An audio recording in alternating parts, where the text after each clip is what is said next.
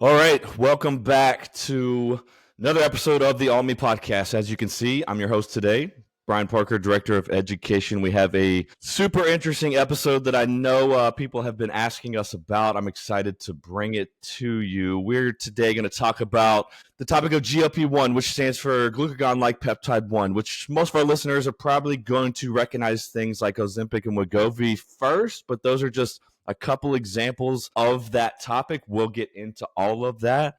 But before we get into that, let's introduce our guest. So the person we've brought in to talk with you about this today is Dr. Maureen Gibbons. She's going to give us a background on who she is, what she does, and kind of why she knows so much about this. But I will start with just a thank you to Dr. Mo. That's what I'm going to call you for the rest of the episode. Thank you, Mo, for your time today. I'm looking forward to spending some time with you. Thank you for having me. It's always good to spread information that is not fueled by media confusion, for a better way to put it. Yep. Honest, open discussion. I just talked with you before this. That's what this is going to be. And I'm happy about that. I'm also selfishly happy about this episode because as we were also talking about this, I get a ton of questions about this stuff when I'm doing presentations with the foundation. And honestly, it's just a little outside of our comfort zone because we've been talking about things like steroids, supplements, energy drinks, all that for a while now. And I understand people are using this stuff for appearance, which does tie in a little bit to our stuff, but I just don't know enough about this. So we were like, listen, we got to find somebody that knows more about this than we do so they can answer the listeners' questions, but also I can answer questions when I get them. So this is a selfish episode for me and also just one for anybody tuning in that's got questions about this because listen, it's out there. This stuff is out there. So let's get people the information on it. And before we get them that information, I mean, listen, we just got to get to know you a little bit before we dive into that. Here's one of the tougher questions I ask people. It's like trying to get them to sum up their life story in a couple minutes, which is impossible, but I'll give you that opportunity. So let's do this. Tell us a little bit more about you, early on, before what you're doing now with AMS, because we'll get to that. I'm going to ask you about that next, but tell us about anything you think we should know before that. What you were like younger, what did you go to school for? What did you get into? I know you were in the emergency medical scene, all that stuff. Let's sum that up. Yep. So what you were like when you were younger? Well, I've recaptured the 17-year-old I can do anything personality. So I've gotten that back, which is great because I lost that for a long time in medical school and my career kind of beat me down. So when I went to college, went to St. Bonaventure University, was a student athletic trainer, became an athletic trainer for 6 years after that. After I went to Western Michigan for my master's, 6 years practiced as an ATC and went back to do prerequisites in that time to go back to medical school with my husband. We went to medical school at it's now the was the Medical College of Ohio. Now it's University of Toledo, and did a residency in emergency medicine in Tampa, Florida. So that was the last formal education I had. Since then, I have, the past 3 years, just about 3 years ago, I underwent a health transformation of my own that I had literally been trying to do effectively for 35 plus years at that point. And when I did that, I started helping other people just in Facebook groups. And because they were talking about this GLP-1 scene, much like it is now when people enter and they're like, I don't know what this is. How do I get it? What do I do with it? What is it for? And I started talking to people on the internet. And one woman said to me, and her name is Jackie, and I will give her credit. She said, wait a minute, you're a doctor? And I said, yeah. She said, can you be my doctor? I said, I don't know, maybe. And that exploded. Yeah. And so I got to use everything because I've done professional wellness, personal wellness. That's my wheelhouse. If you're an ATC, you know this. This is your deal. And I'm also a certified sports nutritionist with the ISSN. I've held that for 12 years. I was a triathlon coach for 10 years, double organization certified there. And I'm now lifestyle medicine board eligible. So I'll be obesity medicine board certified and lifestyle medicine board certified either this year or next, depending on timing. But this has allowed me, so I have a lifestyle medicine practice that is nationwide, fully remote, and it has allowed me to use 30 years of coaching experience, education. I'm the coach in that. I mean, I don't write your prescription because that's not the important part, honestly. It's the coaching. It's the camaraderie. It's knowing you're not alone out there as a patient or a client, because we do coaching and medicine. We do both. Okay. Yeah, I was curious about your life before that because I was digging through your resume a little bit. And I was like, this is impressive, man. She used to do a lot of stuff. And I'm sure the reason that you did a lot of stuff is the reason you're doing what you're doing now, because it's like your plate was so full.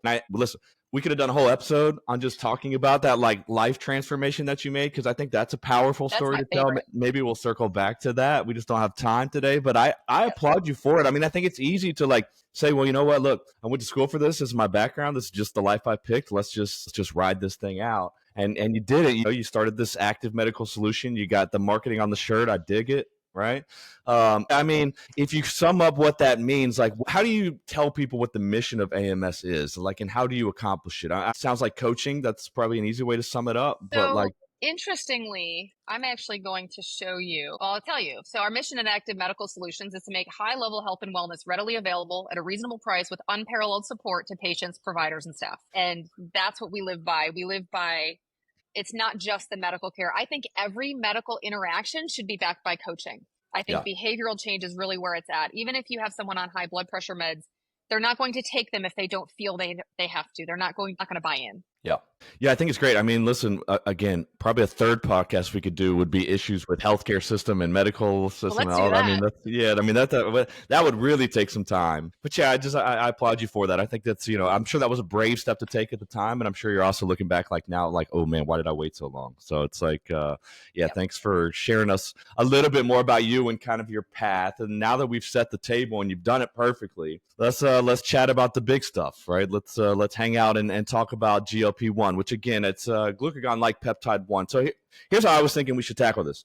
Because again, a lot of people know a couple of names, right, in that world. Of course, it's all Ozempic, isn't it? Yeah, I know. It's really, there's more to it than that. And so we'll talk about that a little bit. But like, all right, let's start with the medical side of it first. So before we even get into the drug side of it and like what people are using it for, like, let's define what GLP-1 is. What does it do? Like, how does it occur in our body? Like, let's start with that side of it, which will hopefully set us up for the prescription and drug use side of it. So I'll keep this kind of short. It's a super complex, like any gut receptor, like your serotonin receptors. We think SSRIs in depression are used for your brain, but weirdly enough, SSRIs hit receptors that are more plentiful in your gut than in your brain. Things that, like, okay, half your population out there listening is now going, wait, what? Because we don't know that these serotonin receptors are in our brain. Our GLP-1 receptors and GIP, I'm going to kind of lump them together. Reason being because the absolute stellar drug in this class hits both the GLP-1 and the GIP receptor, which is gastric inhibitory peptide. So these receptors are all through your body. One of the key things that, especially in the supplement world and the layperson world, that I want people to understand is your body makes GLP, hits that GLP-1 receptor, and GIP, gastric inhibitory peptide. So, and it's exactly what it sounds like, gastric inhibitory peptide. It slows down your gut. It calms down. It puts a damper on those dopamine reward cycles, which is a beautiful thing in my opinion.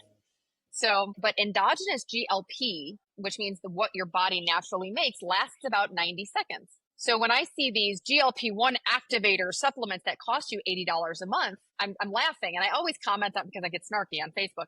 And I comment, I say, so how often are we taking this? Since endogenous GLP-1 lasts about 90 seconds, do we have to take your supplements every 2 minutes or so? Yeah. Nobody answers. That was one of my questions later, because I see the same stuff in the marketplace. Like, that's got to be just fluff. People making money off this trend. It is. Well, it's people making money off the fact that GLP-1s are expensive, period. Yeah. They are. I mean, yeah. And I kind of knew some of that, but I think people don't know exactly that I don't even know that there's some people out there that know like this is a natural occurring like peptide hormone in your body in the first place. They think it's just this extra drug you can take that's going to do something for you, but your body is naturally producing it. And then they, created the agonist drugs basically to mimic GLP, right? So that's what they were created for. And they did it for a couple of different reasons. So initially this was a diabetes drug. All this, most of the stuff was for diabetes. And then most recently it's been about weight loss. So I guess tell us, now that we're sliding a little bit more towards the drug side of things, like how do the drugs function differently for both of those things? So one thing that I want to bridge this is the half-life of semaglutide, which is Ozempic and Wegovy, is 7 days. So they took it from 90 seconds because semaglutide was the real one that, and Wegovy was approved in 2021 or 2017. I don't know, long enough ago that it in this day and age, it feels like forever. Yeah. But it didn't take off until Mounjaro hit the ground, which is interesting. That even Wegovy, which is semaglutide, which had fantastic weight loss results. It's a once a week shot that hits GLP-1 receptors only. It has a half-life of 7 days. So Novo Nordisk brought that 90 seconds to 7 days of a half-life.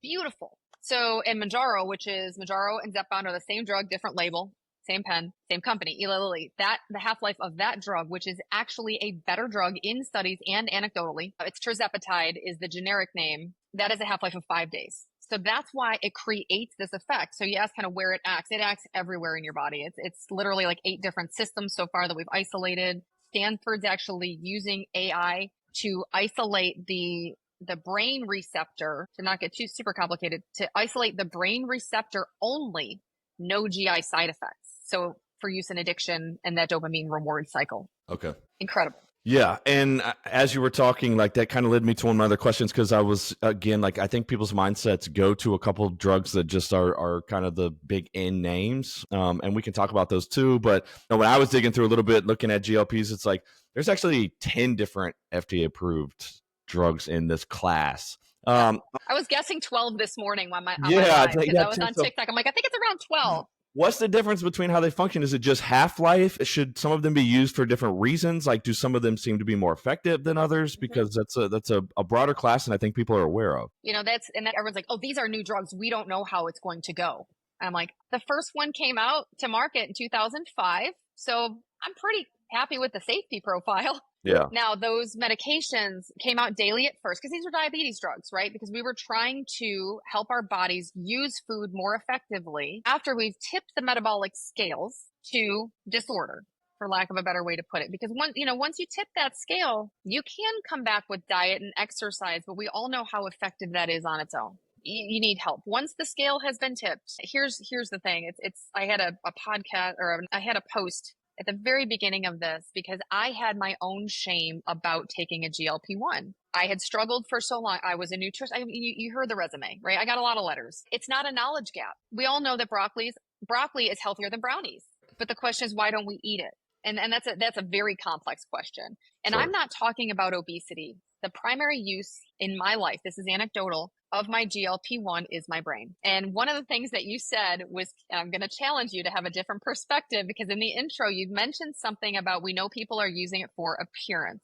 Out of my 6,600 patients that I've had the privilege to come in contact with, I would say that's been about 6 of them.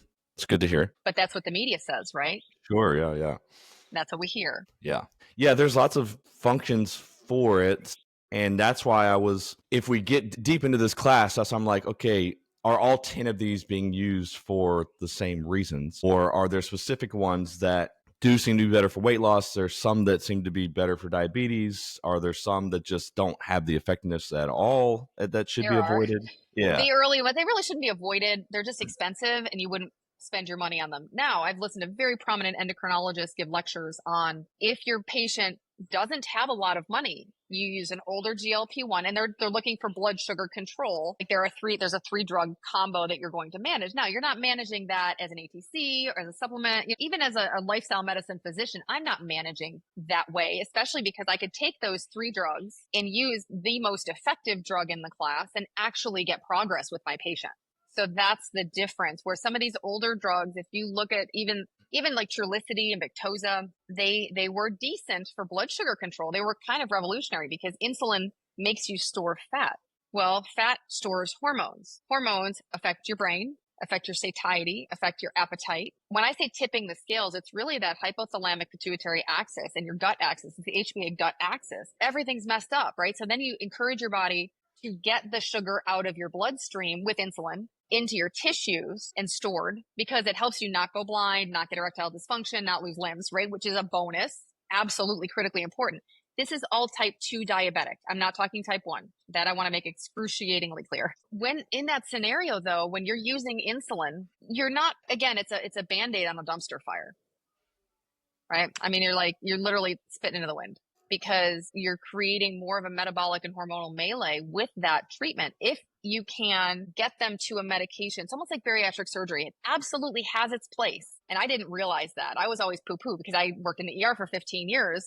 Acuity was super high where I worked. And all I saw were the complications from bariatric surgery. So I now know how valuable bariatric surgery is for certain populations. but bariatric surgery in conjunction with a GLP-1 to make that metabolic repair game changer. So so the function for diabetes proven at this point, right? Function for weight loss seems to be pretty proven at this point. Is there any, because you kind of already answered half this question, but I'm curious still, is there any proven effectiveness to anything on the market, whether it be a supplement or anything else anybody else is marketing that's outside of these 10 FDA-approved drugs that have any function towards GLP-1? Is there anything that I can do like to boost my own natural production of those hormones, right? Like, or is the only real way to add to the table on this through a prescription? Prescriptions are never the only way. They're, for those of us who do have long-standing neural pathways of going straight to food as a solution, because it's a good drug for that. I'm not going to lie. It makes you feel better real fast, and it's legal. Yeah. Works fantastic. Food is, let food be thy medicine. Now, and I know a lot of people want to stay away from medication, but as we know in the supplement world, and I do take supplements, just full disclosure, and I'm not sponsored by anybody. It's real expensive to buy me. You can't do it. I won't try. You're going to get not people ask me like, oh, which companies do you have in your pocket? And I'm like, I got nothing in my pocket, guys. My mouth is too loud. Yeah, fair.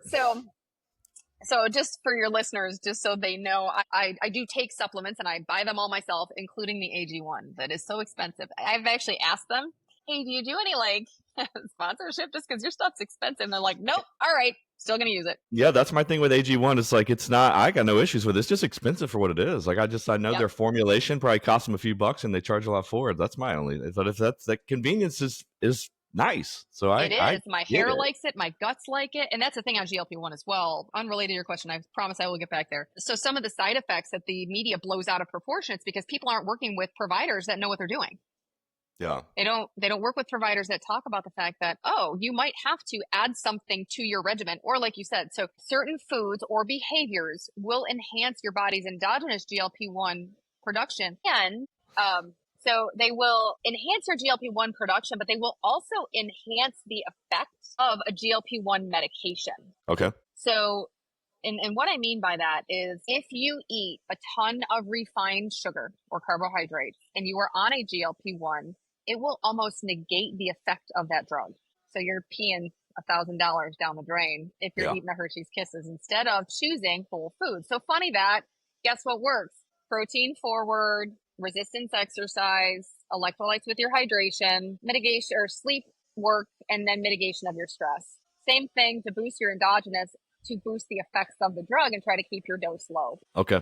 All good, just health tips for people that don't even care about boosting their own GLP-1, right? Like just whole foods, sleeping, all these kind of things. Because I get this question all the time, like people, whole different kind of angle. People are like, well, how do I boost my natural testosterone? I'm like, what are you eating? Like, how are you sleeping at night? Like, it's kind of, how are your relationships?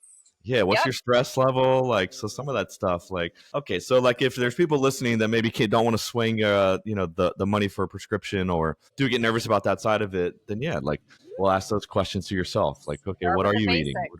Like that. So that can help. All right. So then bottom line, all the supplement GLP-1 stuff, waste of money for the most part. Yeah. Yeah. Okay. Now, I'm not saying don't take it, and I'm not saying it's dangerous. So that's a different thing. Like I said, I take AG1. Oh yeah. No, there's different. In my mind, there's a difference between supplements that are dangerous and wastes of money, right? Like that's for sure. And to go back to your initial statement, like even our foundation is very much not anti-supplement at all. That's not how we operate. We operate in just like, okay, like supplement world is out there. Like majority of humans are in it to some extent. It's just, are they thinking through that world, right? Like, are they understanding what they're buying? Are they understanding how it's going to function in their body? Are they aware of like some of the issues with, the industry and regulation? Like that's the biggest thing in the supplement game. And we've got other episodes that we kind of help people navigate that world. But trust me, you're not getting yelled at by me for taking supplements. I'll take fish oil tonight because I believe in that. So that's not it. But in the world of GLP-1 supplements, like I think that's good advice for people listening that are looking for maybe a shortcut with that, right? Well, how often do the shortcuts pan out? Never.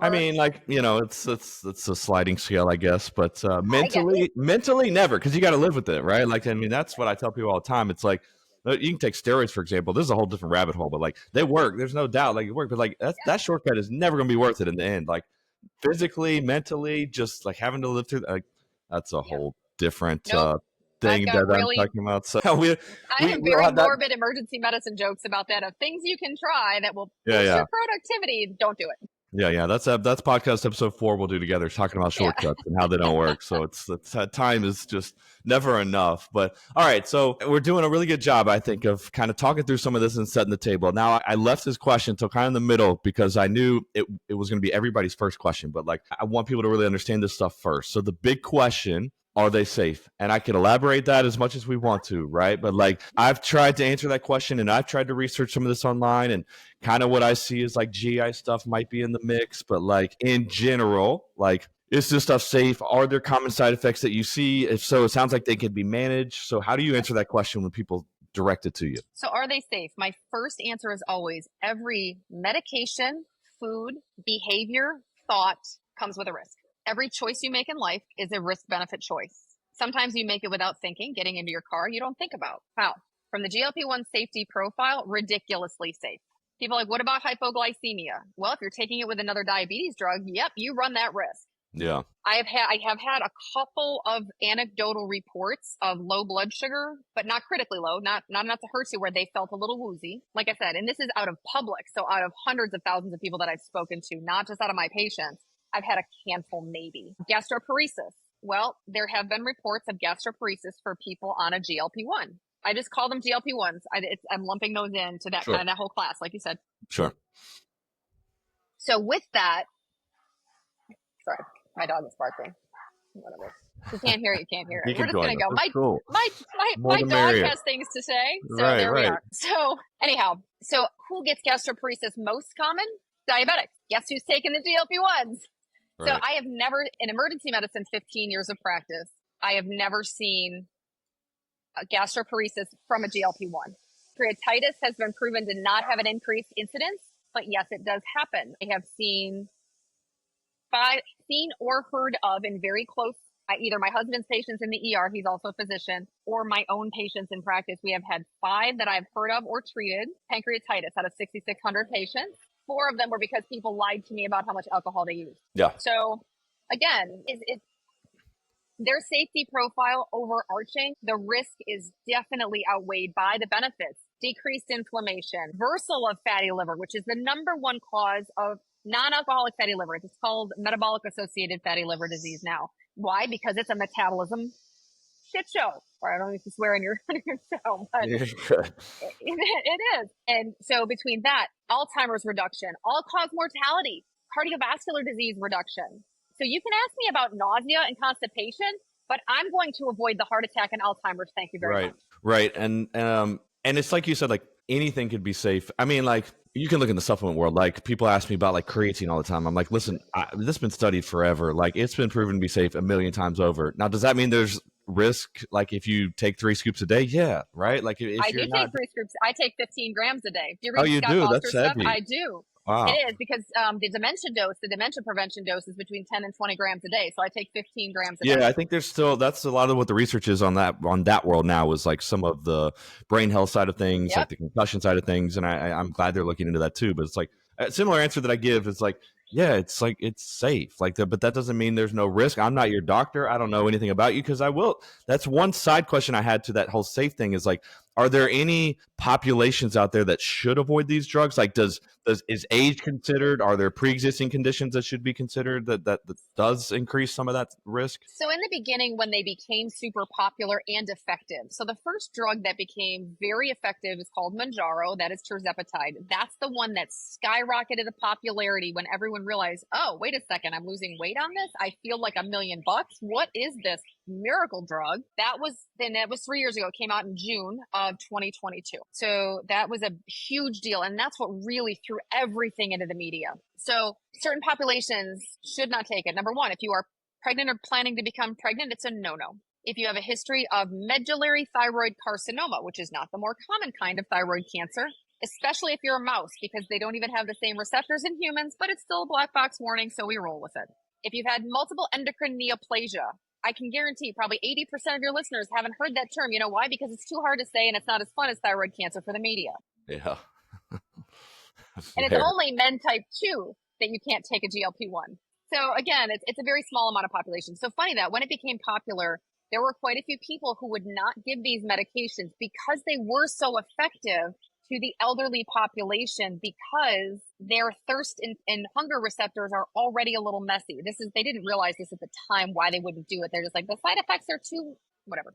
But if I have there's a difference. You know this. There's a 75-year-old who's out there running marathons versus a 75-year-old who, and I'm not talking running marathons using it for appearance.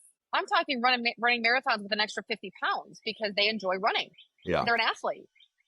But, their metabolism's got not a control. People differ. So I don't have an age limit. Now, they are approved. Even semaglutide is now approved, I think, 12 years old. However, bariatric surgery is approved down to age 6. So that's another soapbox. That's podcast episode number 5. We've got a lot to do. Okay, that's good, because I just want to make sure, like, we're not, blanket statements are never a thing. So I just want to make sure anybody listening that may have any of that stuff going on, like, that be aware of that kind of stuff. Yeah, I think we have 9 Mounjaro, we call them Mounjaro oops babies in our practice, because people thought they were menopausal, but they weren't. Their metabolism was just all messy. So then they got pregnant.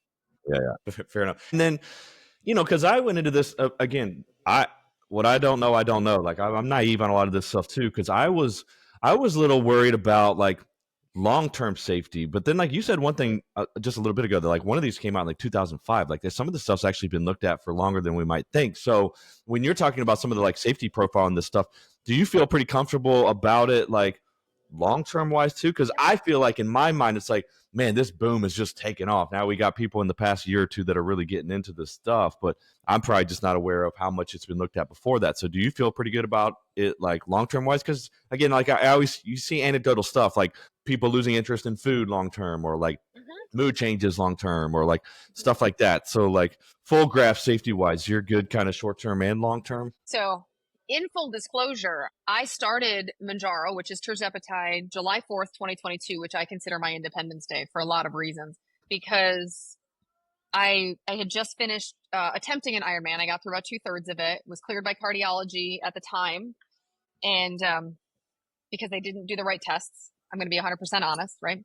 And I'm a doctor. So when I say I don't trust the way medicine 2.0 goes, if you listen to Peter Attia, I don't trust a lot of things about treating the outcome, because essentially what my cardiac clearance showed me was that I didn't have a heart attack yet. Okay, great. Sounds good. That diagnosis changed in November of last year. So I started tirzepatide. I lost 50 pounds. So in talking about long-term versus short-term, in the very beginning, my husband, who is a physician, said, you should start your patients on a protocol to get off of these medications in 18 months. Because we know how our brains think, right? We want to be independent of medication. Well, I have 40 plus years of abuse to my body, various forms, college. Okay. That's hashtag college. All right. Let's just start. That was probably the pinnacle, I think, but then the binge eating after that didn't get any better. Sure. That's the way my brain works. Once those circuits are broken, they're broken, like, period.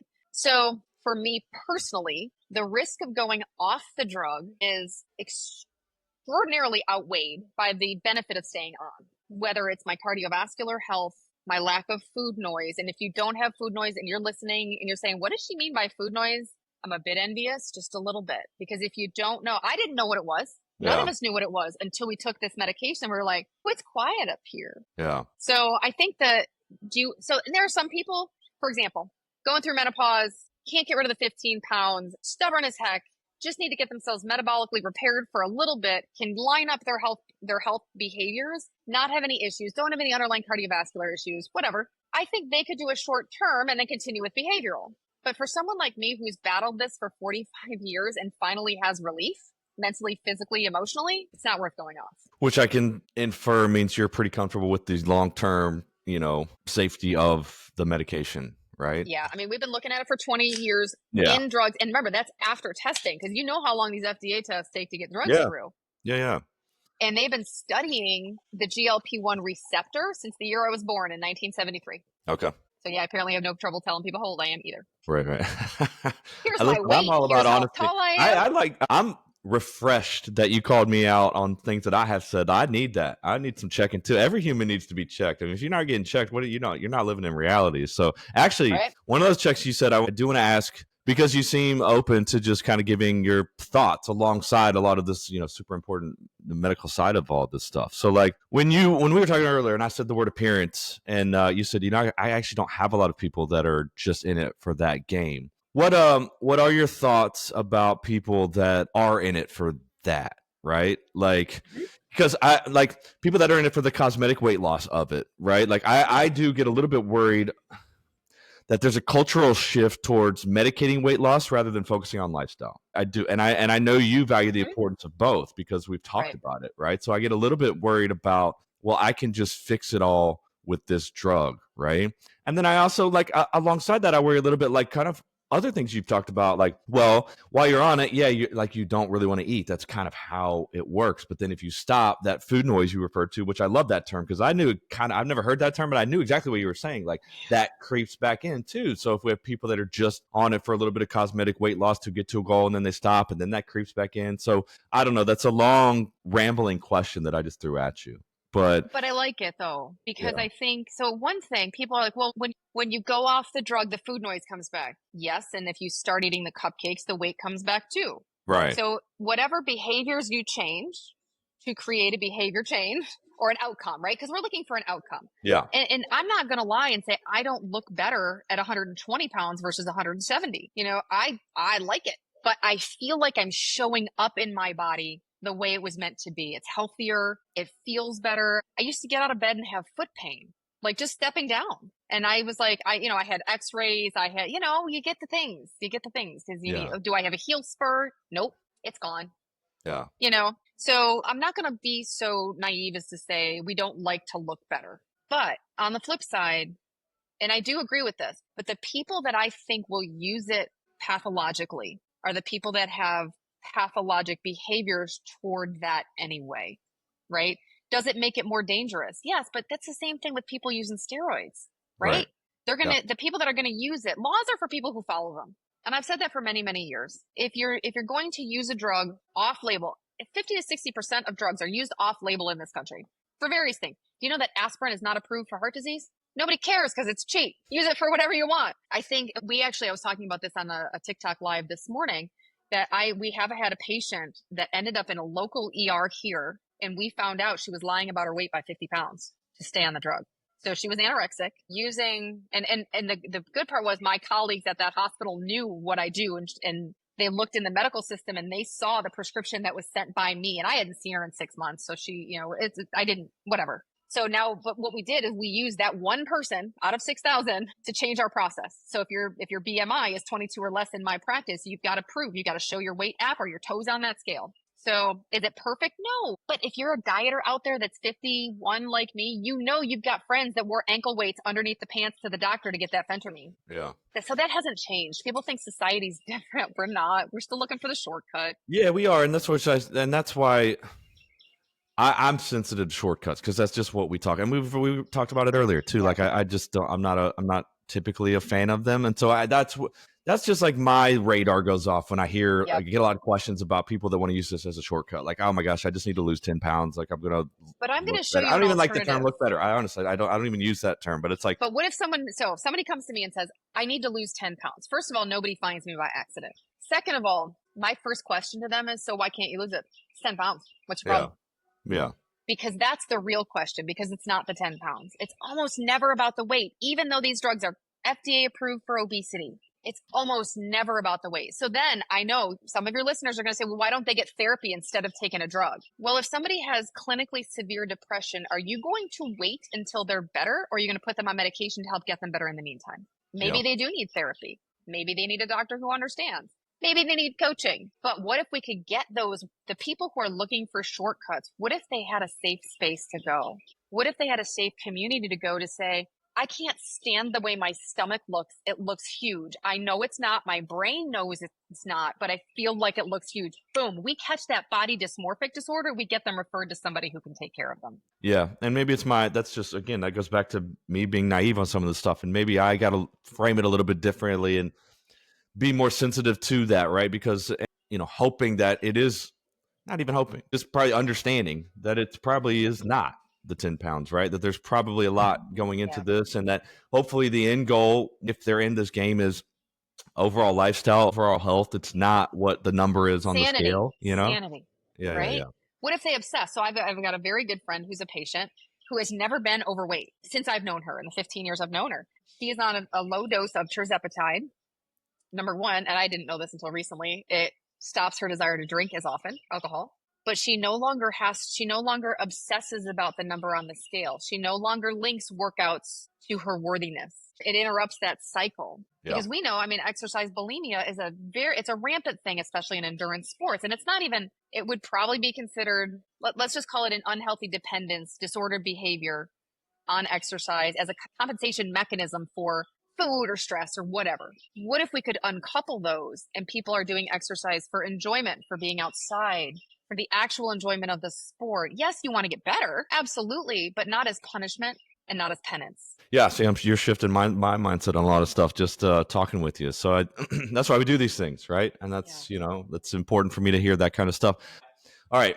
I do have one red flag in my brain about this stuff that I do think we're going to be on the same page on, because here is one of the tricky things about all this stuff. Insurance coverage is pretty spotty.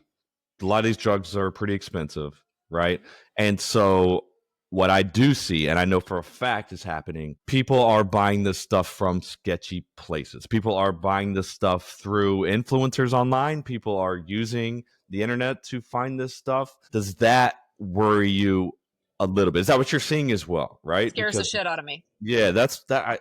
I had a feeling that'd be also one of your big red flags too, because it's the same deal with steroids, right? Like that is where large majority get their hands on it. You have no clue where it's coming from. You don't know what's in the bottle. But then it's a counter for some of these drugs. It's like, well, where else am I supposed to get it? If my doctor's not going to cover me for it, like, and it's cost $1,000, like, what's my alternative? If people are listening and even if people think they need to earn their care with me, because a lot of people think they need to justify because of the media and because of preconceived notions of their own. I mean, I felt shame. Like I said, I hid it in the back of my fridge, wrapped up in paper towels for 3 weeks before I told my husband. Yeah. Because it felt ashamed that I couldn't do it on my own. But for those of you listening who are thinking, I really think I need this. I'm listening and I think I need help. Maybe not even this. I need help. My doctor won't help me. So you think, well, I can go to this, whoever, and I can do it and no one has to know. There are other political decisions that have been made in recent years that are very similar, that are very dangerous. Yeah. Instead of thinking to yourself, no one has to know and it's cheap. How about we work a little bit? I actually work with my clients and patients on how to help them make more money. Number one, how to use their value to give to others in service to help improve their income. Number two, I help them navigate that. The list price on these drugs is about $1,000. If you have commercial insurance that doesn't cover, it drops to $650. If you do self-pay, it can be as low as, and this is for tirzepatide, the better drug, it can be as low as $350. But doctors, I encountered a woman this morning. She's like, my doctor won't prescribe it. And I was like, okay, we can help. Just we can help. And she was extremely obese. But doctors, I've had providers that are friends of mine say, oh, my patients have a lot of money. They can pay $1,000. But why wouldn't you help them navigate the system? Anyway, so what's known as the gray market, it's a very dark gray. It is illegal. It is not, they'll say, but they say they're third party tested. I could say my next door neighbor's testing. Yeah, what's your third party? Yeah, exactly. Same with supplements. It's same, right? Like Creapure makes most of the creatine. Yeah. Period. End of story. Like they do. It's creatine monohydrate. Don't go more expensive than that. It's not worth it. It's not tested. Agreed. And so that because that's been studied so much. Some of these others, not so much. That's why even supplements like NAD that we do provide prescriptions for through our company, it's not technically a prescription, but we do it by prescription so they know it's coming from a reputable pharmacy. You've got somebody else on your side who's checking. So is the answer to that question, well, a couple answers probably then. Definitely avoid the gray market. I've called it black. Like it just in general, like don't just blindly buy stuff off the internet, even outside of GLP-1s. And then like follow up to that would be maybe find a physician that's a little bit more understanding of what's going on here, right? Like instead an interesting thing on that is I actually now have in AMS, we have coaching. It's $47 a month. Cheap as heck. I actually think I'm going to start doing 2 months free if you pay for the year. So super cheap, right? I know people are going that route to get these things. I would like to help them not do it. So I thought, well, the way to do this is to help them navigate the system. Teach them. Because who are we learning from? Like you said, we're learning from influencers. Right. Oh, yeah. That's why they're called it. Yeah. Yeah, I mean, that's good for people to think through a little bit. And do you think some of that will change? Number one, like, do you think the cost changes as this kind of continues? Number two, like, do you think some of the stigma changes as we continue to prove like safety behind it? Like, do you think ultimately, because you also referred to this, like, I was looking into a little bit, like, they're looking at this stuff for addiction, for Alzheimer's, for cardiovascular, like all these other, like, if more and more of these potential benefits are coming out, like, does that maybe change some of this in regards to insurance being more willing to cover some of this stuff? Because that's part of the issue right now. Even if you had a position that may be on board and supportive, like, is your Six insurance hundred going bucks a month. to? Yeah, exactly. Or I mean, So, Wegovy actually now, if you do self-pay, it's $4.99. So I mean, it is slowly coming down, and the president just stated his executive order to make to bring drug prices down. We don't know how much authority that's going to. We don't know how much water that boat holds. We'll be honest, but at least somebody's talking about it. At least yeah, somebody's talking about the fact. So here's kind of the issue: if insurance did cover these medications for everyone who needed it, it would collapse the entire medical system yeah, yeah, because they're that expensive. yeah, So that can't happen. The cost has to come down first. And for that to have, it's just complex. For that to have to happen, it has to happen from a regulatory standpoint because it's just the way it is. And it will never be as cheap as the gray market, but it yeah, will be infinitely safer. yeah, yeah, yeah.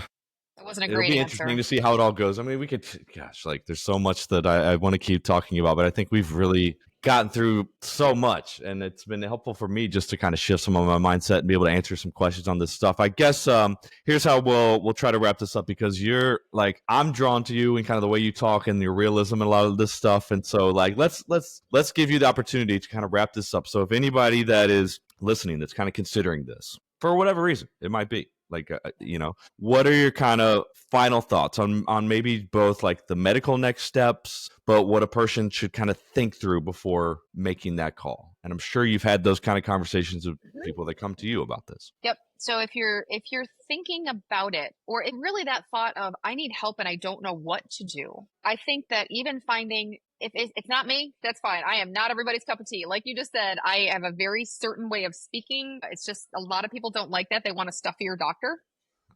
I like it. It's refreshing. I That's yeah, this not me. I do TikTok lives from my closet while I do laundry now because I'm like, I gotta get stuff done. I can't just sit here and do these lives. But so if you're thinking about it, so in my practice, the way we run things, like I said, I think every medical interaction should be backed by coaching. So we are based in coaching, but yes, we do medicine. We do a monthly membership model that you get a whole bunch of crap with. We do urgent care for our patients. We do bridge care. If you want to get a calcium scan and take it to your doctor, we will order it so you don't have to go 2 visits to your doctor. You don't have to convince your doctor to order it. You just take the results there and say, hey, help me. Now, the reason we do that, though, is because, and when you come into AMS, if you go to Active Medical Solutions, it's amslifestylemedicine.com, you can talk to my team without paying first. So if you're thinking about it and you're like, but I don't want, what if I don't want the 3 months that they're going to give me? I don't need 3 months of medication. I don't need this. I don't know if I want this or not.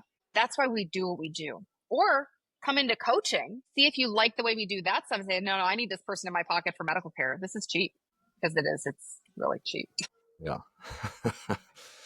No, I Ridiculous. appreciate the honesty and the advice. I think that's what people need, because listen, my knowledge in this area was lacking, and I think most people's are, because I just know where they're pulling their information from, and it's phones like this, right? Yep. And It's like the loudest voice. it That's is. also why I coach physicians to enter this space, even if it's not on lifestyle medicine or not on GLP-1s or not on TRT. I coach physicians to use their voice and create remote ventures, because once our voices get as loud as the other ones, then we earn respect for the profession again, because we're hiding.